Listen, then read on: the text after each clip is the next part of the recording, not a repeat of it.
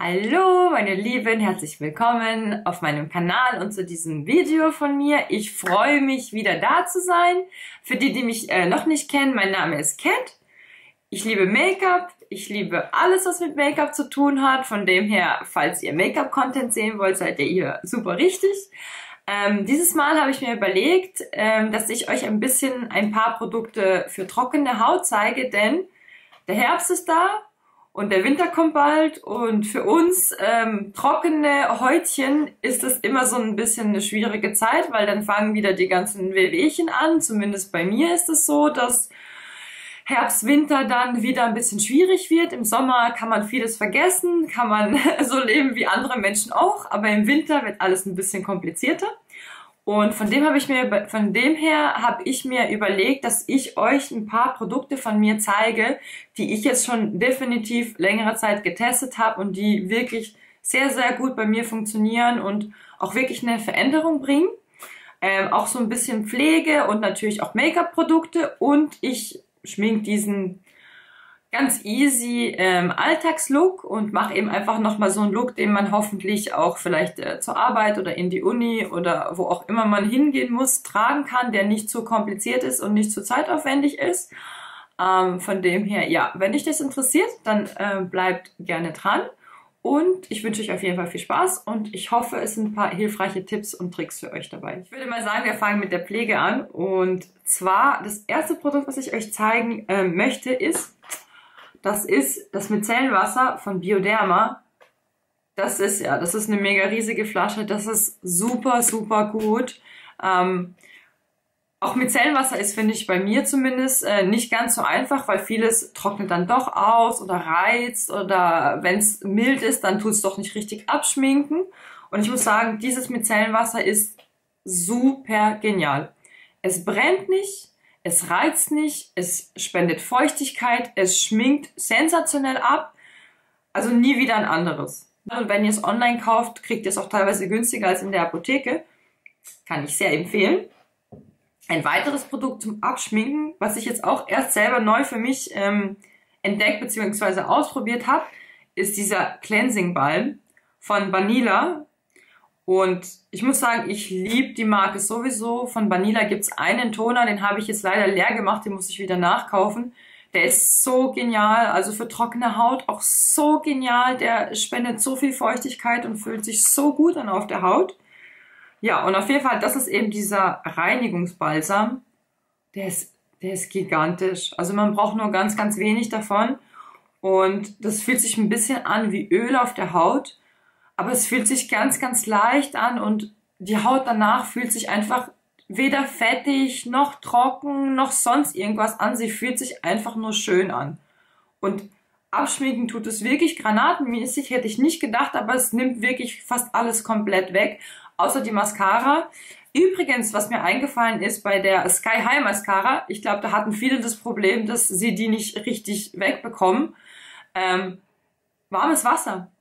Ich mache immer erstmal die Augen mit warmem Wasser, weil dann ist die Mascara komplett weg und dann kann man das Gesicht abschminken mit was auch immer man das Gesicht abschminkt. Aber am besten geht sie tatsächlich mit warmem Wasser weg. Also kein Make-up-Entferner, kein gar nichts, einfach warmes Wasser, löst die Mascara sofort auf und ja, weg ist sie. Genau. Dann weiter, was ich auch wirklich sehr, sehr gut finde, ist dieser Toner von Mison. Das ist so ein bisschen so ein dickerer Toner, also den macht man nicht aufs Wattepad, sondern einfach auf die Hände und tupft den ein. Und der ist eben auch für trockene Haut und soll einfach die Feuchtigkeitsdepots auffüllen und auch für sensible Haut. Das ist super, fühlt sich echt toll an und verändert auch was bei mir. Das heißt, ich merke einen Unterschied, ob ich das benutze oder nicht. Deswegen kann ich, falls ihr einen neuen Toner wollt, kann ich euch den auch wirklich empfehlen. Gibt's bei Douglas. Funktioniert sehr, sehr gut bei trockener Haut. Was aber fast noch besser ist dieser Mist von Claire's. Da seht ihr auch, der ist fast leer bei mir. Der ist fantastisch. Das ist wie auch im Grunde ein Toner. Und der ist so geil. Also nach dem Reinigen mache ich den immer drauf. Der hat schon ein bisschen so eine speckige Konsistenz, sage ich. Der ist nicht wie Wasser, der fühlt sich fast ein bisschen an wie Öl auf der Haut. Aber der ist so gut. der durchfeuchtet die Haut so gut und er pflegt die so gut. Es fühlt sich einfach so genial an. Ich werde das Produkt definitiv nachkaufen. Und ja, also ich bin begeistert. Ich muss mal gucken, vielleicht. Ihr seht auch, es ist ein ganz, ganz feiner Sprüher. Und das macht halt schon so eine richtige Schicht über die Haut. Und es fühlt sich auch ein bisschen ölig an. Aber ist genial. Für trockene Haut, boah, der ist so geil. Was auch noch wirklich super gut ist für trockene Haut, ist diese Augencreme hier von Benton. Sie macht zwar, es steht zwar, dass es eine Anti-Aging-Creme ist. Ich finde jetzt nicht wirklich, dass ich einen Anti-Aging-Effekt davon habe, muss ich sagen. Finde ich ein bisschen schade, weil die kostet, glaube ich, trotzdem so um die 30 €. Was aber ist, ich habe so sensible Augen und ich vertrage viele Augencremes einfach nicht, weil sie bei mir entweder brennen oder ich kriege so rote Schüppchen oder was auch immer. Und ich habe immer zwischendrin mal eine andere probiert, weil sie halt eben nicht so einen krassen, so straffenden Effekt hat oder so. Und ich komme trotzdem immer wieder zu der zurück, weil sie brennt nicht, sie reizt nicht. Ich kann sie drauf machen, wenn meine Augen komplett gerötet sind und sie beruhigt die Augen. Und unter Concealer funktioniert sie wirklich super gut. Sie ist nicht zu fettig. Und ich mache zum Beispiel immer Creme unter meinen Concealer. Sollte man zwar nicht, aber ich habe zu trockene Augen, um den Concealer ohne Creme drauf zu machen. Das funktioniert bei mir einfach nicht. Und die ist wirklich super, auch oben auf die Augenlider drauf zu machen. Also die ist wirklich sehr, sehr gut. Ist so Holy Grail bei mir mittlerweile. Und ich versuche auch gar keine anderen Augencremes mehr aus, weil auch Chanel, Sensai, was weiß ich, funktioniert nicht. Aber auch irgendwelche Apothekenmarken, Eucerin funktioniert bei mir auch nicht so gut. Und ich bleibe jetzt einfach bei der, bis ich zufällig irgendwann mal eine andere finde. Von Glow Recipe doch, da habe ich diese Avocado Sleeping Mask, glaube ich. Finde ich jetzt auch nicht so mega. Ist okay, aber ich finde jetzt auch nicht, dass die so mega krass was macht. Fürs Gesicht wollte ich auch noch mal was zeigen. Und zwar auch wieder von Bioderma. Die ist richtig cool. Die ist jetzt für den Sommer, weil die hat nämlich noch Lichtschutzfaktor drin. Und es funktioniert auch wirklich gut. Ich habe es auch ausgiebig getestet. Die ist mega toll. Also davon gibt es auch wieder verschiedene Cremes. Die hier benutze ich im Sommer. Und es gibt wieder eine rosane, also auch von der gleichen Serie wie das Micellenwasser, ist auch wieder die sensible Creme. Die benutze ich dann im Winter. Und da gibt's eine normale und eine reichhaltige Version. Und ich nehme die reichhaltige Version und meine Haut sieht einfach so schön aus damit. Sie sieht so, so schön aus. Was ich schon an Cremes ausprobiert habe, um die Creme für mich zu finden. Und es wird immer versprochen, das ist Creme für trockene Haut und bla bla bla und meistens funktioniert's nicht. Und die zwei, also diese und die andere, sind die ersten, wo wirklich funktionieren, wo ich mir dieses auch schon fast leer, wo ich mir definitiv wieder kaufen werde und ich auch keine Lust habe, irgendwas Neues auszuprobieren, weil die funktionieren so gut. Und auch diese hier werden von Make-up-Artists benutzt und oft eben auch als Primer benutzt, denn die funktionieren wirklich wahnsinnig gut. Und das Coole an der hier ist, die hat so einen leichten, jetzt habe ich ein bisschen viel genommen, okay. Das sieht auf der Haut so mega schön aus und da braucht man tatsächlich wirklich gar keinen Primer mehr, weil eben da sind so diese lichtreflektierenden Partikel schon mit drinne. Ja, schaut euch die Sachen von Bioderma an, bei trockener Haut wirklich Lebensretter. Was ich auch noch super schön finde, habe ich jetzt erst relativ neu von Laneige. Gibt es diese Lippenbalsams, davon gibt es, glaube ich, 3 verschiedene. Und ich muss sagen, die sind wirklich gut, die fühlen sich schön an und die sehen so ein bisschen glossy aus auf den Lippen. Einfach so für schnell zwischendurch oder wenn man jetzt keine Lust hat irgendwie auf Lippenstift, benutze ich die sehr, sehr gerne. Ja, also die pflegen die Lippen auch super schön, bin ich wirklich zufrieden mit. Weiter geht's mit Primern. Bei Primern habe ich jetzt 2 Stück, die ich wirklich extremst gut finde für trockene Haut. Und zwar ist es einmal immer noch der e.l.f. Mint Melt. Der ist eben so ähnlich wie der Hydro Grip von Milk Makeup. Und ich finde ihn immer noch, also ist immer noch einer der besten für trockene Haut. Und was bei dem halt ist, bei dem grippt das Make-up so richtig. Das heißt, es hält auch wirklich extremst lange, ohne irgendwie zu verschmieren oder so. Also alles in allem wirklich ein geiler, geiler Primer. Und speziell ist einfach nur für Trockenhaut, muss ich sagen, finde ich den hier wirklich gut. Ich habe den gestern sogar ohne Creme drauf gemacht. Ich habe nur mein Gesicht gereinigt, bisschen Serum drauf und habe das hier statt der Creme drauf gemacht. Und meine Haut hat sich trotzdem wirklich super durchfeuchtet angefühlt. Es hat nichts gespannt und auch den ganzen Tag über, weil manchmal ist es so, es fühlt sich in der ersten halben Stunde wirklich gut an und nach einer Stunde, zwei fängt es schon mega an zu spannen, weil der Feuchtigkeitseffekt weg ist. Und ich muss sagen, also das von Catrice eben dieser Primer, der ist echt super. Der ist so ein bisschen eher gelig von der Konsistenz. Aber der durchfeuchtet wirklich richtig schön und ist auch sehr, sehr leicht von der Textur, also nicht irgendwie heavy oder so. Funktioniert wirklich super gut und kostet, glaube ich, 3 Euro oder so. Also den könnt ihr euch ruhig trauen zu benutzen, der ist wirklich super genial. Bei Foundations, die, wo schon mal Videos von mir gesehen haben, die wissen, was jetzt kommt. Bei Foundations habe ich eigentlich so, also ich mische und ich habe eine Kombi, sage ich jetzt mal, und zwar die erste Kombi ist einmal diese von Clean ID, die Catrice, die Luminous Matte Foundation. Das ist zwar eine matte Foundation, aber ich finde sie jetzt nicht so mega austrocknend und vor allem, der Trick ist, ein bisschen was von diesem Schätzchen reinzumischen, von der Skin Realist Foundation von Nabla. Die ist, ich glaube, von einem knappen halben Jahr oder so ist die rausgekommen. Das ist ein Hybrid zwischen Foundation und Skincare. Ich muss aber sagen, alleine funktioniert das bei mir nicht gut, weil teilweise setzt sich das in die Schuppen ab und ich finde es auch zu speckig auf der Haut. Ich finde es nicht gut auf der Haut. Ich muss extrem viel Puder drüber machen und dann sieht es einfach nur cakey und nach viel Make-up aus. Aber ich benutze die immer, um in Foundations zu mischen. Gerade wenn man vielleicht irgendwie so eine Matte Foundation hat, aber für trockene Haut ist eine matte Foundation einfach nicht gut, das sieht nicht gut aus. Immer ein Klecks davon rein und dann funktioniert das perfekt. Also gerade auch zum Beispiel die hier ist eine meiner Favorites, aber das ist die Forever Matte Foundation und alleine ist die viel zu trocken auf meiner Haut. Das sieht gar nicht schön aus. Nach einer halben Stunde ist die einfach überall drin und das bricht alles auf. Das funktioniert gar nicht. Wenn ich diese zwei aber mische, dann gibt es die schönste Foundation ever. So mit einem leichten Glow, aber trotzdem immer noch ein bisschen mattiert.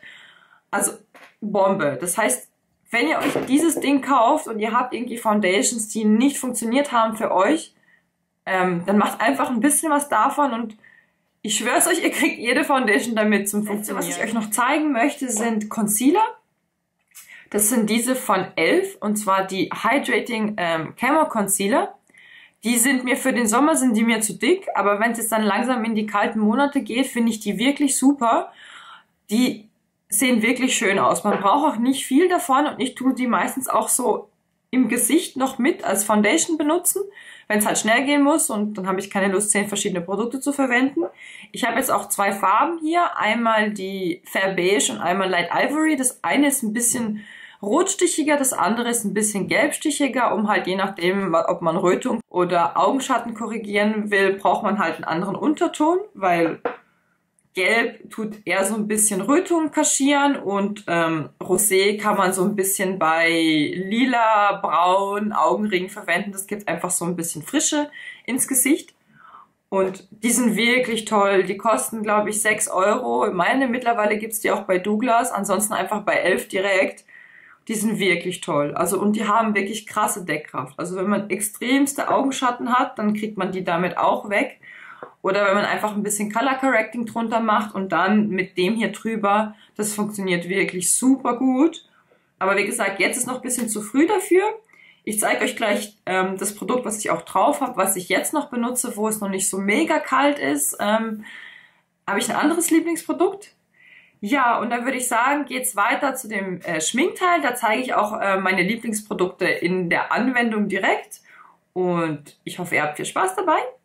Ja, und dann würde ich sagen, los geht's. Also was ich jetzt schon seit Wochen sicherlich nonstop am Verwenden bin, ist dieser Concealer von L'Oreal. Und zwar hat der Hyaluronsäure mit drin. Und der funktioniert bei mir wirklich extremst gut, auch unter den Augen, weil unter den Augen ist bei mir oftmals auch schwierig, da ich trockene Haut habe, einen Concealer zu finden, der nicht irgendwie sich mega in die Fältchen absetzt oder der dann nicht doch zu speckig ist und dann muss man extrem viel Puder drauf machen. Deswegen ist es nicht ganz so einfach und den verwende ich jetzt wirklich schon seit Wochen immer nur den. Vor allem im Sommer ist der sehr, sehr angenehm, weil der sehr leicht ist auf der Haut. Und was ich oftmals mache, ich benutze den so hier so im Gesicht, weil Foundation benutze ich jetzt im Sommer eh nicht und an sich auch eher seltener, weil ich es auch gar nicht wirklich brauche. Das heißt, es ist jetzt natürlich eher ein Tipp für Leute, die relativ reine Haut haben und nicht so viel Pickel haben, weil eben wir brauchen keine Foundation und dann muss man auch keine Foundation tragen, finde ich.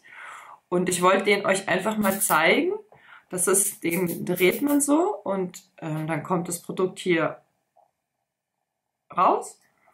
Und ja, ich wollte euch einfach mal zeigen, wie der aussieht, weil ich finde den wirklich extrem gut und vor allem eben für trockene Haut habe ich bis jetzt noch nichts Besseres gefunden, weder jetzt im teuren Segment noch in der Drogerie und ich liebe den wirklich, also der ist genial. Eben, und was ich halt mache, ich trage den halt oftmals hier so auf, wo ich es brauche.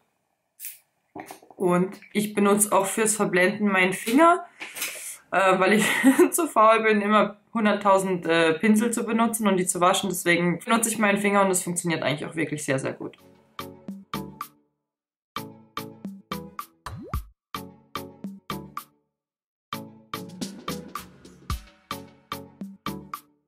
So, in etwa sieht es dann aus. Ich mache noch ganz wenig hier unter die Augen noch und ein bisschen noch hier. So, und schaut mal, er deckt zwar jetzt nicht alles ab, aber mir reicht es so, weil dadurch, dass ich keine Foundation benutze und auch so Bronzer und so einfach auf die Haut mache, finde ich, muss es eh nicht so mega deckend sein, weil sonst muss ich dann doch wieder das ganze Gesicht machen, damit es in sich harmonisch aussieht. Und so, finde ich, kommt die Haut noch ein bisschen durch, aber die Rötungen sind ein bisschen weg und die Augenringe sind kaschiert und der fühlt sich halt wirklich richtig schön an auf der Haut. Nicht zu fettig, nicht zu trocken. Ein bisschen Puder mache ich drauf, aber wie gesagt, trockene Haut. Achtung, mit Puder. Und welches Puder ich wirklich sehr, sehr gut finde, ist dieses Halo Glow von e.l.f. Das ist super, super. Das ist ein loses Puder. Und es hat wie so ganz minimale Schimmerpartikel aus und die Haut sieht einfach wirklich super natürlich aus und es hat auch fast kaum Deckkraft, sodass da jetzt nicht wirklich nochmal irgendwie so 10 Schichten Produkt drauf kommen. Und wie gesagt, davon braucht man auch wirklich nur ganz, ganz wenig. Ich nehme dann auch so ein bisschen breiteren Pinsel, gehe da so ein bisschen rein und sette die Augen jetzt auf jeden Fall schon mal. Auch bei dem Concealer besser, wenn man den gleich settet, weil sonst kann der so ein bisschen in die Fältchen rutschen. Nicht stark, aber ich sette den eigentlich immer sofort. Und ihr seht, es sieht so schön aus, man sieht kaum, dass man Puder drauf hat. Und das liebe ich an dem Puder, weil alles andere ist einfach wieder immer gleich eine dicke Schicht drauf. Und dann, wenn es dann eh kalt wird mit Heizung und so, dann sehen die Augen irgendwann aus, als ob sie 100 Jahre gealtert sind und mit dem Puder funktioniert das eigentlich wirklich super gut. Also ich liebe das Puder. Gibt es glaube ich auch bei Douglas mittlerweile das Halo Glow. Ich glaube nicht in allen Farben, aber wie gesagt, dadurch, dass das so transparent ist, muss man da glaube ich eh nicht so streng sein mit welcher Farbe man nimmt. Es gibt glaube ich 3, also eine helle, eine mittlere und ein dunkles Puder. Ja. Von dem her, das kann ich wirklich wärmstens empfehlen für trockene Haut. Das ist wirklich, also ich benutze auch nur das. Ich habe jetzt schon seit Ewigkeiten kein anderes Puder mehr benutzt, weil das einfach so gut ist und so leicht. Und das nächste Produkt, was ich euch zeigen wollte, falls ihr Bronzer benutzt, habe ich das jetzt mal neu ausprobiert. Das ist ein Cream Bronzer. So sieht das aus. Habe ich jetzt auf Call Beauty bestellt und ich muss sagen, ich finde es sehr, sehr gut, weil es nicht zu cremig ist auf der Haut, also es trocknet fast so ein bisschen pudrig an, aber es fühlt sich halt trotzdem super an auf der Haut und gerade eben für trockene Haut ist das eine sehr, sehr gute Option. Und was auch wirklich sehr, sehr gut ist, bin ich selber erstaunt, ist dieses Produkt von Catrice. Das ist dieses Holiday Skin Serum Bronzer, habe ich jetzt bei Purish bestellt, habe ich im Store, glaube ich, noch gar nicht gesehen. Und es ist aber ein cooles Multi-Use-Produkt, weil zum einen im Sommer benutze ich das, um meine Foundation ein bisschen dunkler zu machen, wenn ich, naja, ein bisschen braun werde. Dann kann man das eben so reinmischen und kann man die Foundation ein paar Nuancen dunkler machen. Und das hat bei mir jetzt wirklich echt gut funktioniert, muss ich sagen. Oder was ich manchmal auch mache, ich benutze es im Grunde hier so als Bronzer, bisschen drunter, weil es gibt schon Pigment ab. Und dann setze ich es einfach drüber mit Puderbronzer und das sieht auch super natürlich und super schön aus.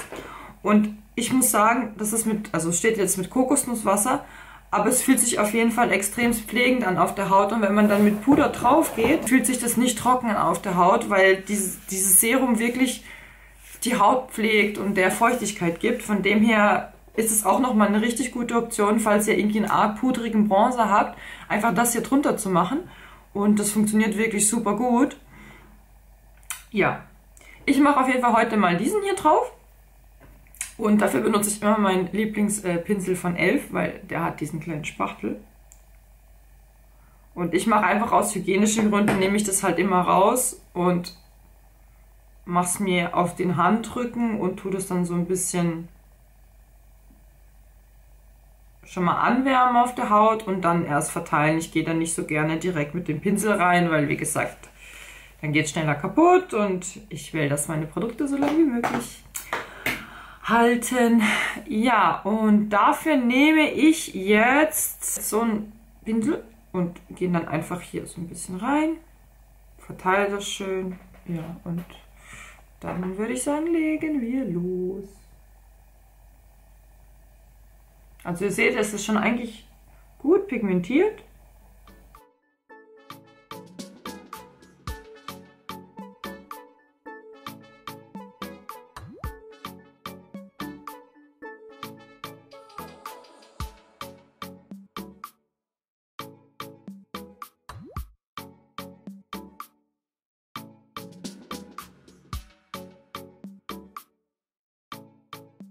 So. Also wie ihr seht, ich finde, also der fühlt sich nicht speckig an auf der Haut und lässt sich wirklich gut verblenden. Und man braucht also wirklich wenig. Ich habe jetzt schon wieder viel zu viel genommen. Hätte auch viel, viel weniger nehmen. Und das Einzige eben mit dem Spachtel, das Problem ist, man nimmt oftmals ein bisschen zu viel. Dann geht das Produkt ein bisschen schneller leer. Aber ihr könnt natürlich auch direkt mit dem Pinsel da reingehen. Ja. Aber ich muss sagen, ich finde den Cream Bronzer eigentlich wirklich, wirklich gut. Es gab anscheinend ein paar, fanden den nicht so gut, aber ich muss sagen, bis jetzt gefällt er wirklich gut, auch von der Farbe her. Ja, und ich mache jetzt keinen Cream Blush drauf, aber einfach nur eben, welche ich immer noch super, super gut finde, sind die Putty Blushes von Elf. Die muss ich sagen, die sind auch super pigmentiert und die heben auch wirklich super, super lange auf der Haut. Also die funktionieren echt gut bei trockener Haut. Und welche ich auch extremst schön finde, sind diese hier von Blush Hour. Die werden in Deutschland hergestellt und ich meine sogar, dass die von der Make-up Academy, also es ist ein Brand, ist von der Make-up Academy, irgendwo in Deutschland. Hier steht, dass sie in Düsseldorf. Und das sind auch Cream Blushes. Und ich muss sagen, die sind extrem schön. Also die lassen sich super schön auftragen. Das Pigment ist also on point, es ist nicht zu viel, nicht zu wenig und sie heben auch wirklich super, super gut. Ich benutze heute mal den hier, weil den habe ich selber noch gar nicht ausprobiert. Das heißt, ich teste den hier. Ich nehme auch mal gerade so einen Spongy. Der ist jetzt ein bisschen fröhlicher von der Farbe her. So. Oh, bam. Pigment. Okay, blenden wir das mal aus. Also ich finde, die liegen einfach mega schön auf der Haut. Ja. Also die finde ich echt super toll. Die kosten, glaube ich, so um die 20 €. Gibt es bei Douglas und bei Sephora mittlerweile auch. Und also bis jetzt sind das meine Lieblings-Cream Blushes. Und ich habe auch schon, also ich habe auch den von Rare Beauty. Finde ich ein bisschen schwer mit zu arbeiten, muss ich sagen. Habe ich noch nicht so hundertprozentig, bin ich noch nicht so hundertprozentig warm geworden mit dem Produkt. Auch von NYX, diese hier sind nicht schlecht, aber die sind teilweise auch so krass pigmentiert. Und die sind einfach, die fühlen sich gut an auf der Haut, die trocknen nicht aus. Also das sind bis jetzt so meine Favorite Blushes. Ja, also die kann ich wärmstens empfehlen. Und welches Produkt ich auch noch super, super schön finde für trockene Haut, sind diese Terracotta Blushes von Guerlain. Das ist jetzt seit langem mal wieder so ein High-End-Produkt, was ich mir mal gegönnt habe, weil ich einfach mal den Unterschied wissen wollte zwischen, sage ich mal, einem Drogerie-Mittelsegment-Bronzer und einem High-End-Bronzer. Und ich muss sagen, ich liebe den. Also der ist extrem alltagtauglich, weil der ist nicht so mega crazy pigmentiert und der sieht einfach, ja, der sieht einfach aus wie Haut. Also der ist super schön. Und was ich eben oft mache, ich nehme den einfach jetzt und sette im Grunde das jetzt einfach mit dem, weil der ist so soft. Der bleibt auch nicht kleben oder so. Und ich finde, das sieht dann einfach so schön aus.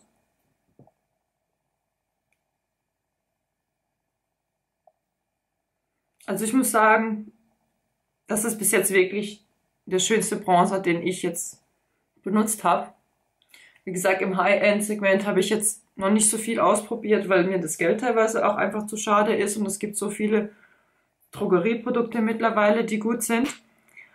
Aber ich muss sagen, schaut mal, ich finde, das sieht einfach schön aus. Also, das ist jetzt der Light. Ich glaube, da gibt es 5 oder 6 Farben von.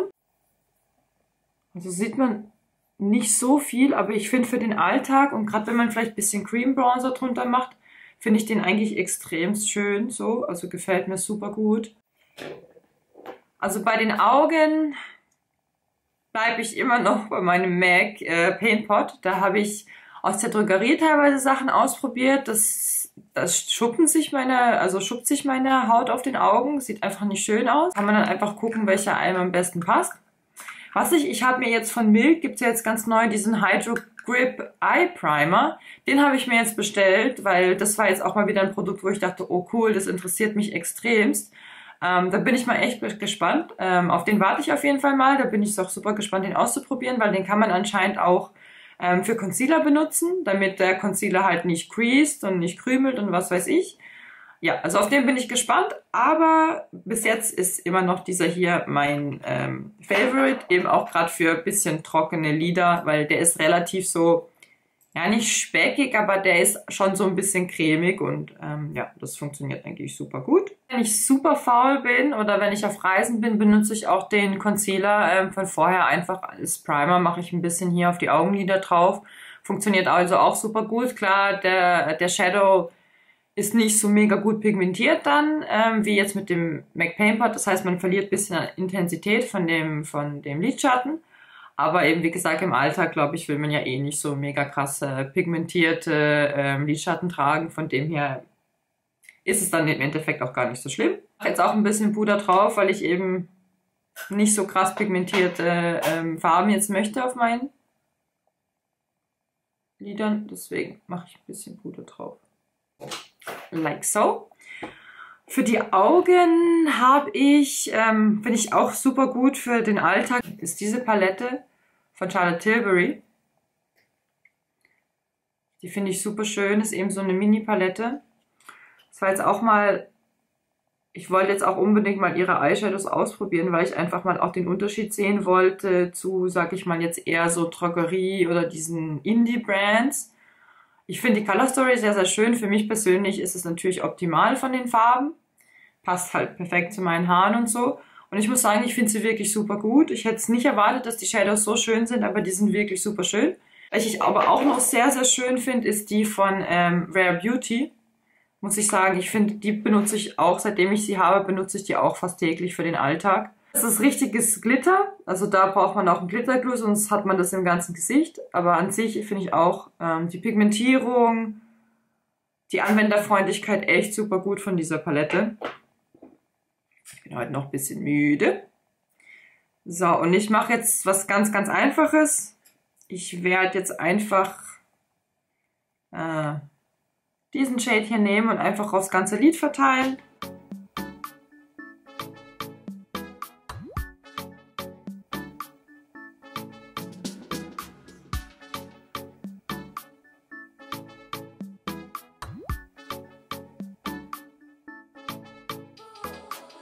Wie gesagt, also ich habe eigentlich nichts Besonderes gemacht. Ich habe einfach nur diese eine Farbe, also so ein bisschen wie Smoky Eye, einfach von dunkel und hier nach oben schön ausgeblendet.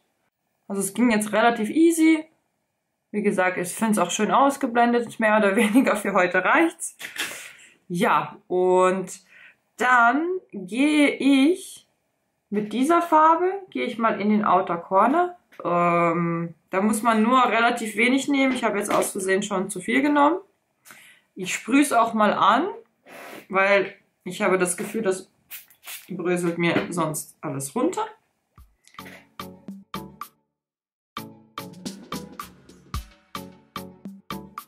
Ich muss sagen, die Schimmer von der Charlotte sind echt super schön. Ich tue das jetzt mal noch so ein bisschen ausblenden. Dann nehme ich noch ein bisschen was von diesem bisschen helleren Shade. Und bin diesmal ein bisschen vorsichtig. Also ihr müsst da wirklich nur ganz vorsichtig rein.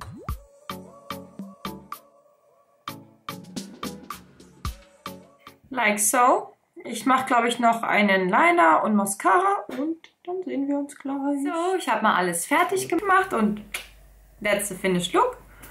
Für mich so das, was ich im Alltag tragen würde. Ja, also finde ich von den Farben jetzt auch super schön. Dass das jetzt trotzdem, dass es, sage ich jetzt mal, alltagstauglich ist, natürlich immer noch zeitaufwendig. Das heißt, für mich ist immer, ich versuche mir auszusuchen, zum Beispiel, ich mache jetzt nur die Lippen und mache dann halt nur Mascara drauf. Oder wenn ich halt meine Augen mache, dann mache ich irgendwie nur Gloss auf die Lippen. Oder wenn ich meine Augenbrauen jetzt extremst irgendwie präzise machen will, dann specke ich halt woanders ab. Deswegen kann man sich da so ein bisschen seine Routine zurechtschneiden, weil ich glaube jetzt auch so komplett Full Face ist immer noch ein bisschen schwierig, weil es halt ja trotzdem immer noch sehr zeitaufwendig ist und die meisten von uns haben morgens, glaube ich, keinen Nerv, irgendwie eine halbe Stunde vorm Spiegel zu stehen und sich zu schminken. Von dem her ja. Aber ich wollte euch einfach mal die Produkte zeigen, die ich jetzt gerne für den Alltag benutze und die auch vor allem tauglich sind für trockene Haut, weil das immer so ein bisschen schwierig ist bei trockener Haut, Produkte zu finden, die auch wirklich schön aussehen, die irgendwie nicht in die Schuppen reinkriechen oder in die Fältchen reinkriechen oder was auch immer. Von dem her ja. Was ich euch auch noch gerne zeigen wollte, ist dieser Kajal für die Waterline. Den finde ich echt super, super gut. Ich weiß nicht, ob man, ja, sieht man schlecht. Die Farbe ist richtig, richtig gut davon. Der ist nicht zu weiß, nicht zu gelb und gerade für jemanden, der vielleicht mit so einem leichten Rosé-Stich in der Haut oder gerade für Rothaarige funktioniert der super, super gut. Ich komme auch mal näher ran. Ich finde, der sieht einfach super schön natürlich aus und kaschiert die Rötungen wirklich sehr, sehr gut, falls man eben so ein bisschen eine rote Waterline hat. Der ist von Isadora, der funktioniert super gut. Was ich auch noch zeigen wollte, sind die Lip Liner von Nabla. Die sind letztes Jahr, glaube ich, jetzt um diese Zeit rausgekommen. Das sind die Close-Up Lip Shaper. Die finde ich fantastisch, also auch Preis-Leistung. Die sind, also ihr seht, super, super creamy, aber gleichzeitig rutschen sie nicht weg, weil oftmals, wenn die so ein bisschen creamy sind, dann halten sie nicht wirklich gut und ich muss sagen, ich finde, die halten extremst gut und sind wirklich sehr, sehr leicht aufzutragen und fühlen sich auch nicht trocken an auf den Lippen. Ich habe 3 Stück davon. Das sind alles eben so Nude-Farben. Ich hoffe, sie bringen noch mehr Farben genau von diesen Lip-Linern raus.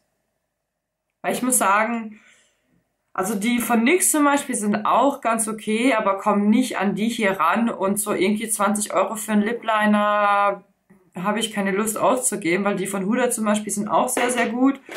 Aber 20 € ist mir irgendwie zu viel für einen Lip-Liner und die kosten, glaube ich, so um die 10. Also die finde ich super. Die gibt's auf Purish.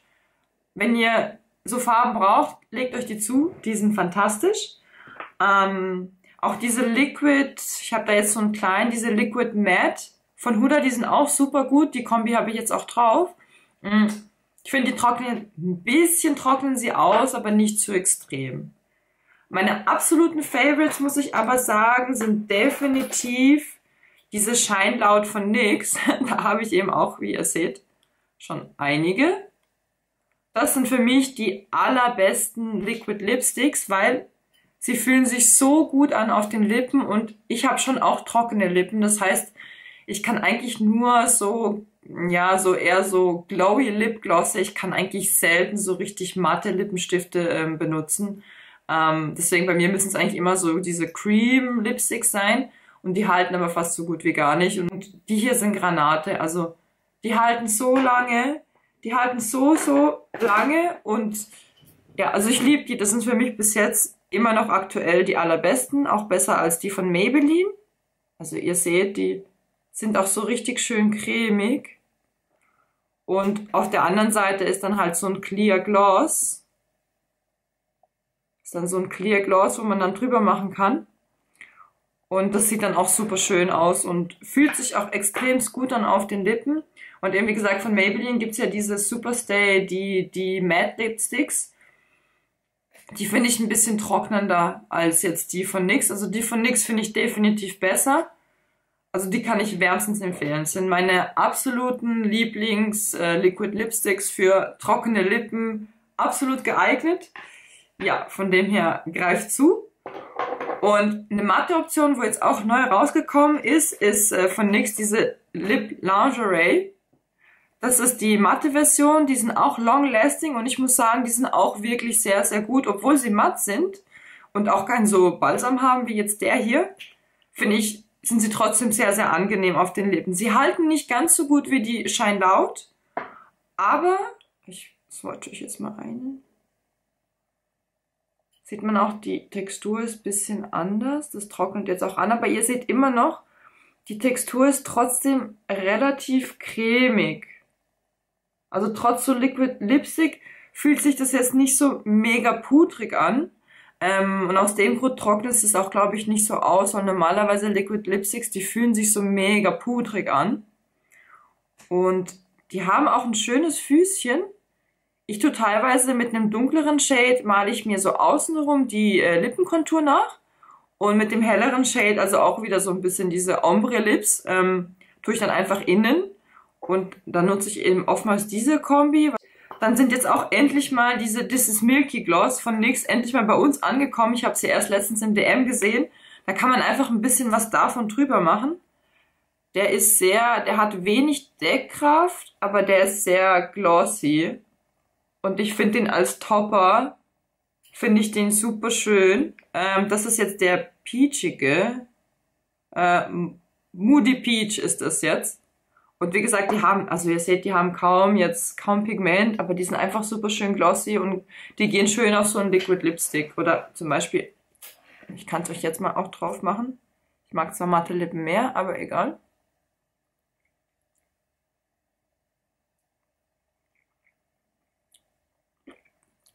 Also ihr seht, ich finde, der sieht einfach mega schön aus.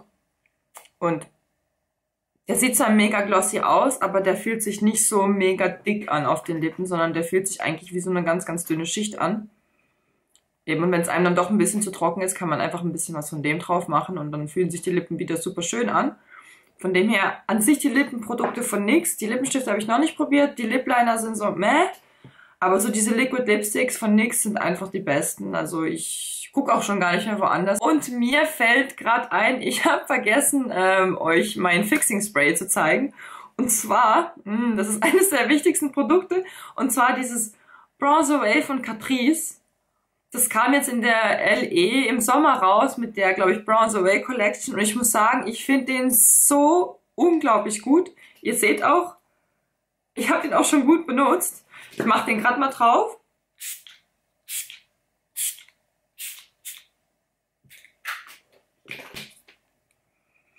Also der macht extrem glowy Haut. Also wirklich extrem glowy Haut. Und vor allem, wenn man vielleicht viel Puderprodukte benutzt, weil man nicht so gerne mit Cream-Produkten arbeitet, finde ich, bringt's der extrem. Das heißt, ihr könnt damit wirklich auch trotzdem Puderprodukte verwenden und dann sprüht ihr da vielleicht einfach ein bisschen mehr drauf. Und die Haut fühlt sich gut an und das Make-up sieht richtig schön so wie Haut aus. Also ich habe mir dann direkt nochmal 2 geholt, weil ich nicht weiß, ob die rausgehen, weil das eben eigentlich mit der LE gekommen ist und ich weiß, ob Catrice die vielleicht nicht irgendwann rausnimmt. Ich habe mir bei Purist direkt nochmal 2 bestellt, weil ich finde den so gut. Ich finde die anderen Setting Sprays von Catrice nicht so mega. Also ich habe mir ja auch den letztens bestellt. Ja, ist okay. Finde ich den Duft auch nicht so angenehm. Brennt auch so ein bisschen bei mir auf der Haut. Also finde ich jetzt nicht so geil. Also wenn ihr wirklich richtig langen Halt wollt, dann kann ich euch diesen hier von Elf empfehlen. Der ist auch super. Der macht auch super schöne glowy Haut. Und mit dem hält das Make-up wirklich Granate. Also Es hält wirklich super, super gut. Der kostet auch, glaube ich, so um die 10 Euro. Und das ist eben der Dewy Coconut Mist. Ich glaube, es gibt auch eine matte Version davon. Aber für trockene Haut ist der wirklich super, super gut. Und der brennt nicht, der macht gar nichts. Also die zwei kann ich wärmstens empfehlen für trockene Haut. Wirklich, kauft euch die. Die sind super. Werdet ihr nicht bereuen. Ja, und jetzt war's das für dieses Video. Ich hoffe, es hat euch Spaß gemacht. Ich würde mich super freuen, wenn ihr mir natürlich ein Abo dalasst oder einen Kommentar. Ich freue mich immer extrem über Kommentare, weil ich super gerne mit euch kommuniziere. Deswegen schreibt mir, egal was, ob es Kritik, ob es was Positives ist, egal. Ich freue mich drüber. Ja, und ansonsten sehe ich euch hoffentlich in einem weiteren Video von mir bald wieder und wünsche euch bis dahin eine super schöne Zeit. Ciao!